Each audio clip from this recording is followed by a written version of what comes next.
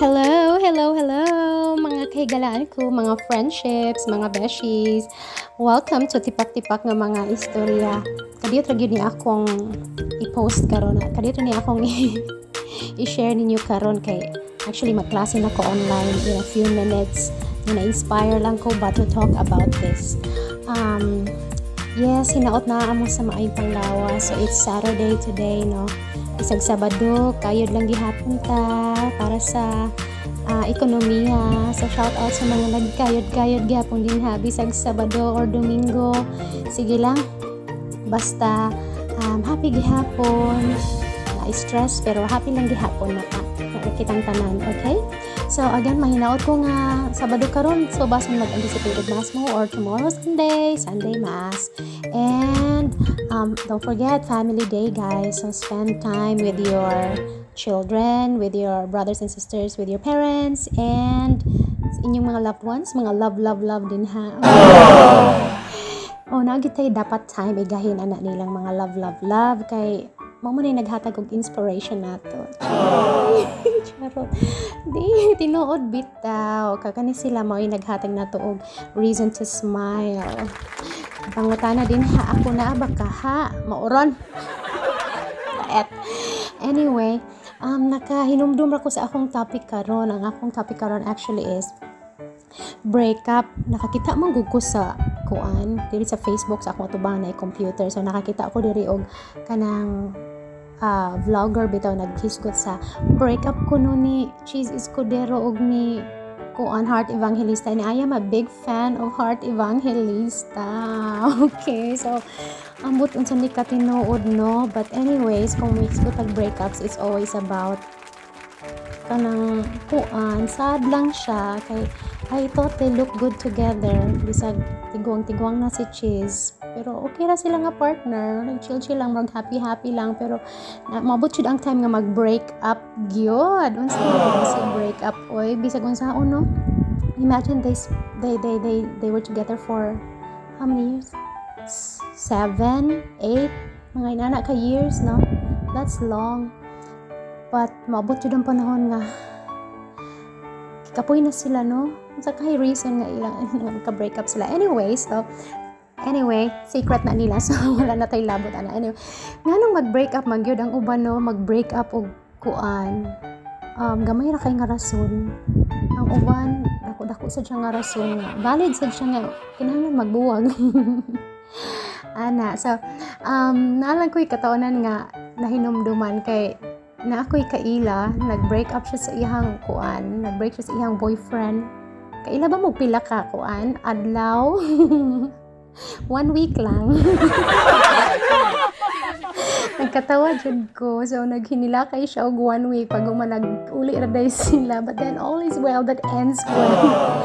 I mean, okay ra gihapon. Naghinilakay siya og 1 week pero nagkuan naman, nagkabalikan na sila. So, nalipay ra gihapon ko sa akong friendship, no? Okay, what we want is for our friends to be happy. So, karon they're together. So, until now, pila na katuig. So, congratulations, Keshi. Di ko mo mention sa imong name. So, ikaw na siya.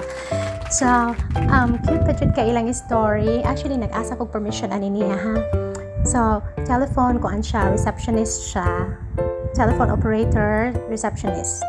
Inya ang ihang nag-break up kuno sila. Unya, syempre kung nay mo kuan sa na siya siyang office, inya kung nay mo ring nga phone, syempre ihang tubagon.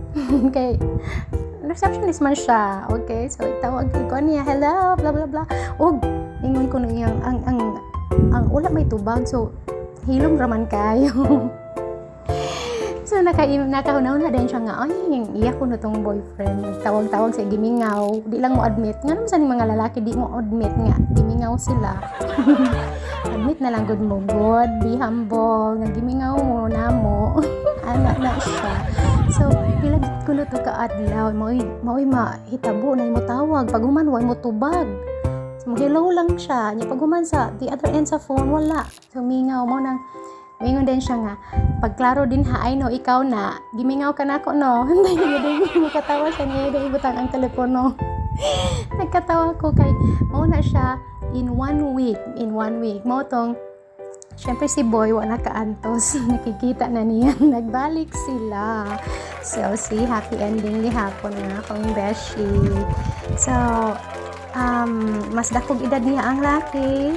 So, happy gihapon sila sa ilang relasyon karon, and actually, they're married na, and they have 2 kids. So, again, beshi, congratulations. So, okay ra, worth it lang mga minatay, yung mga hinak-hilak din ha, kay nagka-dayon ra gyud mo, niyagi mo hang nadayon kay truly loves you. So, sa mga babae din ha, so, ayaw mo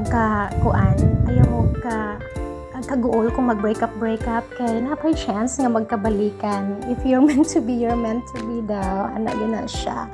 Okay, kung yun, nasad ko kaila nga, nag-break ko na siya sa ihang boyfriend. Kabalo ba kag pila ka adlaw?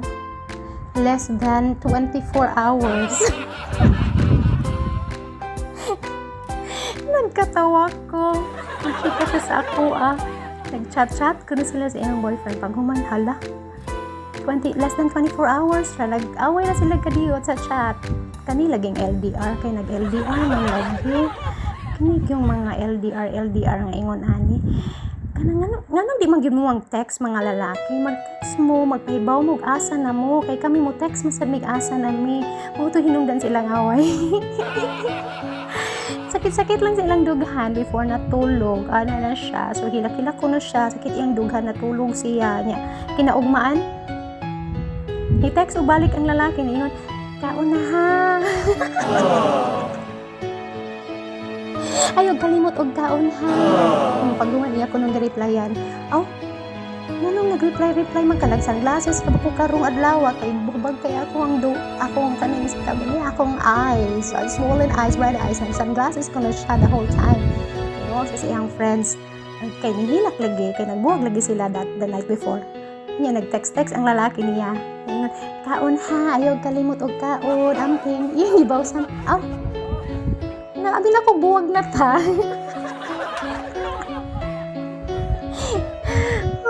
Kaya magandang na ng lalaki. Sige, mauni mo gusto, sige, magbuwag na ta. Ano na lang na siya. Kay, di kapoy na magkataan eh. So, na siya.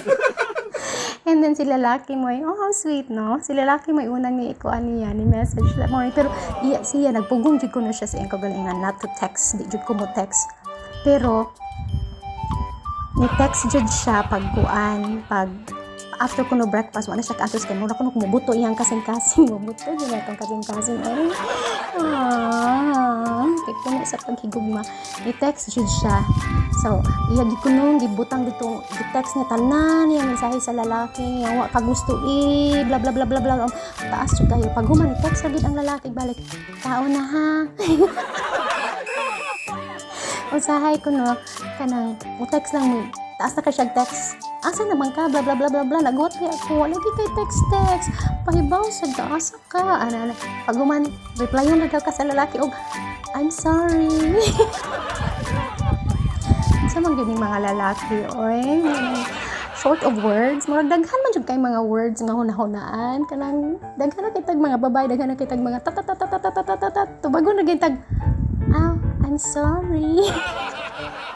Oh my gosh. Anyway, less than 24 hours. So, cut mo to. Nagkadayon sila. Nagkaulit sila. Balik that day. Katawanan kayo. So, ingon siya. Naghilak-hilak. Nagsakit-sakit. Lagi ko na silang dughan. Niya, ang lalaki ni, ingon na sa guno niya nga, seriously, love ka itika. Oh, wow. Seriously, I love you. Oh, no. Anak gid ko no. So, itaas na po ang hair sa akong friendship. So, nagkauli na dahil sa sila. So, less than 24 hours mga kahigalaan ko, pwede mag-uli mo sa inyong uyab. Kana kung gugmagid kayo ninyo, inyong kaugali, inyong usag-usa. I mean, if you love each other so much, no? So, dili pa ipaprolong ang heartache, ipaprolong ang kasakit sa atong hunahuna o kanin si tao gani. Dughan, no? So, ganun mag-antos man. Kung ganahan magbalik. Di na abuton og buwan or tuig. Kay marag sakit na kaay na gyud, no? So, yana na siya. So, Again, maura na akong i-share ninyo karon kay na-inspired ko sa akong gitanaw nga video nila Cheese Escudero og ni Heart Evangelista nagbuwag. Pero basta magbalik pa ni sila para sa akong mga stories. 1 week nagbalik. Less than 24 hours nagbalik. Oy, love. Ako kaha, no? Ako kaha, wait lang. Okay, so maoran ni hangtod sunod higayon mga friendship. Thank you so much for listening again. This is tipak-tipak nga mga istorya. Pali mo kog support sa akong channel, be. Kay aron malipay tang tanan. So subscribe please and watch my videos. I mean, watch. Pwede din mag-watch. Huwag mag-good ko now. Anyway, pakita ako sa akong naong pohon. Okay? So, click on my videos and listen to my stories. Daghan kaayong salamat. And ang mong tanan, have a beautiful Saturday. Bye-bye!